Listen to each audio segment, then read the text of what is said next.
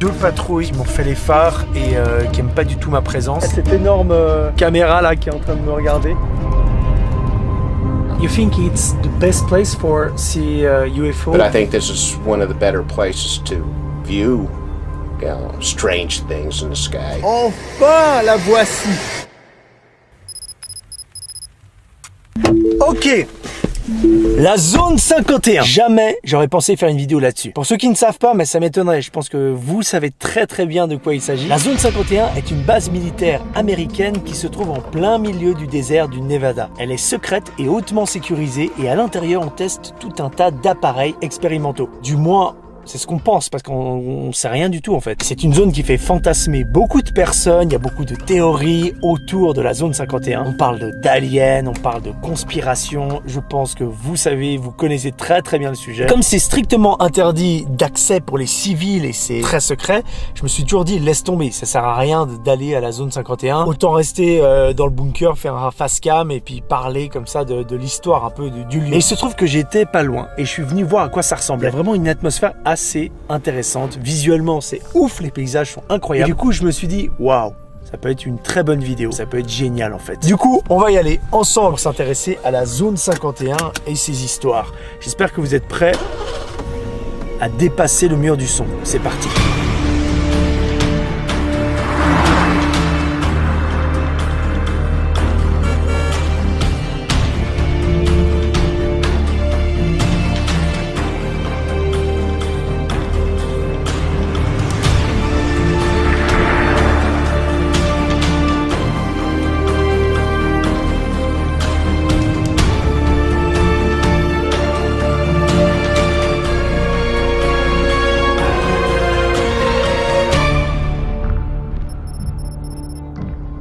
Sur le bord de la route, il y a cet énorme hangar. On est au centre de recherche Alien. Alors le nom, t'as l'impression que c'est vraiment en plus, c'est assez cool, tu vois, l'environnement avec les décors, les normes aliens. Mais en fait, c'est simplement un magasin qui regroupe plein d'articles par rapport aux aliens et tout le folklore de la région.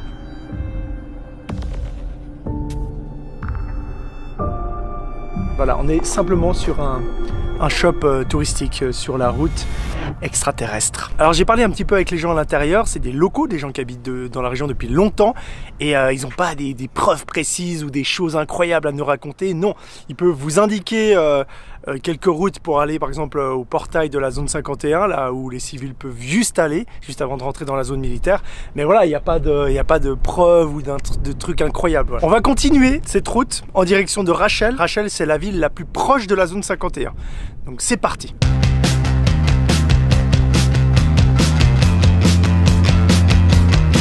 Cette route extraterrestre s'étend sur 158 km entre Crystal Spring et Warm Spring. Elle traverse en grande partie un désert inhabité et surtout, elle longe la zone militaire.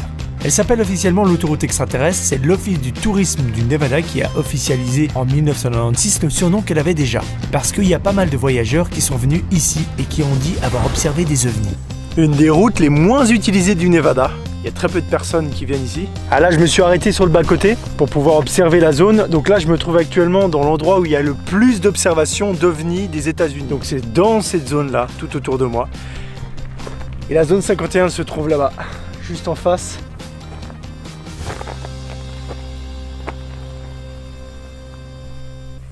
Ok. Pour l'instant, en tout cas, c'est très joli, c'est très calme.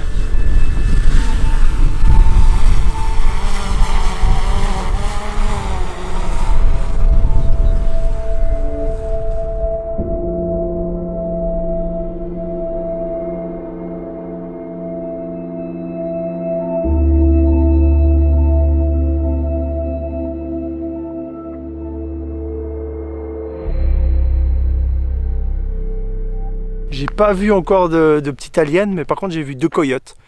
Donc je suis hyper content. Allez, on continue. Bon, parlons un peu de cette zone 51. D'abord, il y a cette plus grande zone de 12 000 km², le Nellis Air Force Range. C'est un territoire qui est contrôlé par l'USAF, la force aérienne des États-Unis. La grande zone a notamment connu des essais nucléaires. Et notre zone 51 est juste ici. Alors, elle a l'air toute petite comme ça, mais c'est quand même 155 km². La zone a aussi beaucoup de surnoms, genre Dreamland, Neverland, Paradise Range, The Box et plein d'autres trucs encore. Moi, c'est dans la série X-Files que j'ai découvert cet endroit. Comme je vous l'ai dit, ça fait des années qu'on en parle et qu'il y a tout un tas de théories d'ufologues et de conspirationnistes qui sortent sur cet endroit parce qu'en fait, on ne sait rien et forcément, ça fait fantasmer. Pour certains, cet endroit aurait un lien avec le crash à Roswell. Là où un prétendu vaisseau spatial extraterrestre se serait crashé en 1947. Le gouvernement cacherait des corps et des vaisseaux d'aliens dans la zone.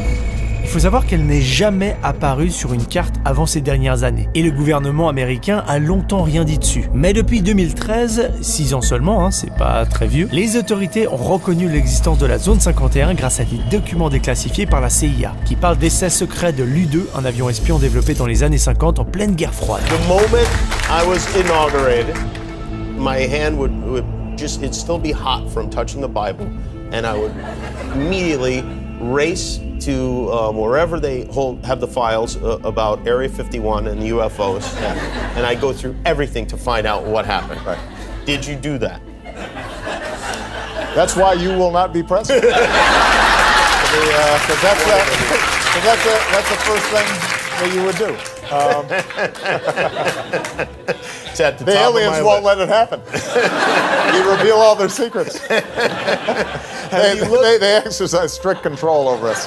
Now, you know, there are a lot of people that are going to examine your facial expressions here, every twitch, everything, and say, and of course, so did you look? Did you see? Did you explore? I can't reveal anything. Oh, really? Because President Clinton said he did go right in, and he did check, and there was nothing. Well, you know, that's what we're instructed to say. Ce lieu a été encore plus popularisé à cause d'une histoire qui est apparue en 1989. Un certain Robert Scott Lazar, aussi appelé Bob Lazar, a affirmé avoir travaillé au secteur 4, un lieu proche de la zone 51. Dans une interview pour la télé à Las Vegas, il explique qu'il a bossé sur des engins extraterrestres récupérés par l'armée américaine après la Deuxième Guerre mondiale. Mais malheureusement, ces révélations ont été mises en doute après des recherches par des médias qui n'ont rien trouvé de son cursus professionnel. De son côté, il a dit que c'était le gouvernement qui avait effacé les preuves. Ce n'est pas le seul scientifique à avoir raconté ce genre d'histoire, mais le problème, souvent, ces récits sont toujours très bancals. Là, on arrive sur une place mythique rattachée à toutes ces histoires d'aliens, la Black Mailbox. La Black Mailbox est devenue un lieu de référence pour observer les ovnis. Et tout un mythe s'est créé autour de la boîte aux lettres, seule au bord de la route. Le problème, c'est que cette boîte aux lettres appartient vraiment à quelqu'un, à Steve Medlin, qui a un ranch juste à côté. Sa boîte a souvent été vandalisée par des gens qui voulaient soit vérifier son courrier, soit écrire aux extraterrestres. Et aujourd'hui, en 2019, il ne reste plus grand-chose des boîtes aux lettres. Ce lieu est devenu super mythique pour ça. Il y a des gens qui sont venus plusieurs jours camper ici pour avoir peut-être la chance d'observer ces objets non identifiés. Ces objets volants non identifiés, putain. Bon, vous me connaissez, mes amis terriens. Et je crois que c'est bien beau de raconter des histoires, mais surtout, il est grand temps d'aller voir à quoi ressemble la zone 51 de près. On va s'en approcher en empruntant une route qui va droit sur la zone.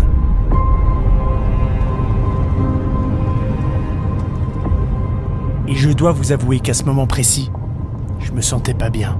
Parce que j'avais besoin de péter. Et bien voilà, je suis arrivé à la limite d'où je pouvais aller. Je m'attendais pas à ça, je m'attendais avec une...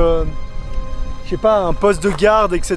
Mais en fait, non, c'est juste des panneaux comme ça. Voilà, là, je suis dans la partie civile et je peux pas aller plus loin. Vraiment, je peux pas aller plus loin. C'est une zone ultra surveillée, ultra sécurisée. Vous connaissez le truc. Il y a des barbelés, etc. Si je vais plus loin, je peux me faire arrêter, aller en prison et puis même me faire tirer dessus. Voilà, il y a des histoires comme ça qui traînent. Cette énorme caméra là qui est en train de me regarder.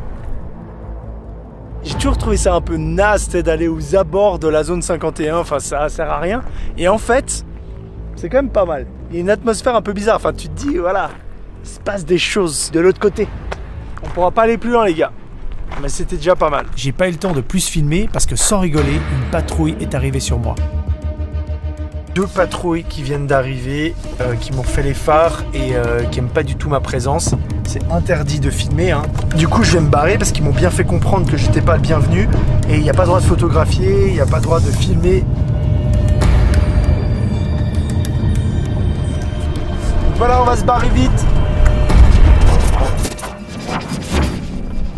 Je suis arrivé dans la ville de Rachel, c'est une toute petite ville d'une 50aine d'habitants, mais c'est surtout la ville la plus proche de la zone 51. Et ici aussi, on surfe pas mal sur la vague des aliens avec ce motel-restaurant. C'est un peu l'endroit principal de la ville où il y a toute une déco autour des extraterrestres.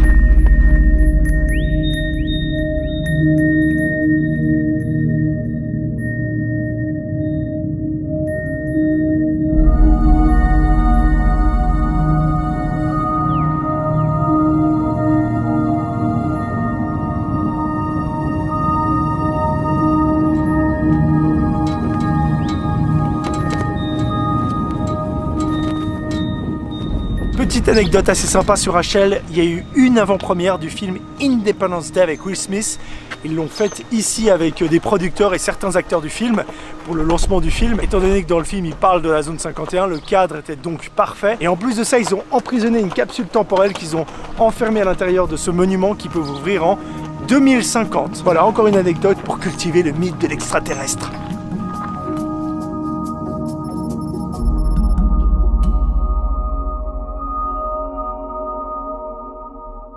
Tout à l'heure en me baladant, j'ai fait la rencontre d'une personne incroyable, je vais vous la présenter, qui est là depuis quelques années et qui a sûrement des choses à raconter. C'est un passionné d'OVNI, on va aller voir avec lui, là il m'invite chez lui, on va discuter un petit peu. C'est complètement improbable. J'ai rencontré Laster, ça fait 25 ans qu'il vient ici, lui, pour observer le ciel. Et je pense qu'il a des choses à nous raconter, à nous expliquer. My first year coming out here, that year I seen a fireball coming in the sky. It came in and then slowed down and then stopped. And then there was a silver spear that came around it. And then the whole thing turned silver. Then it expanded.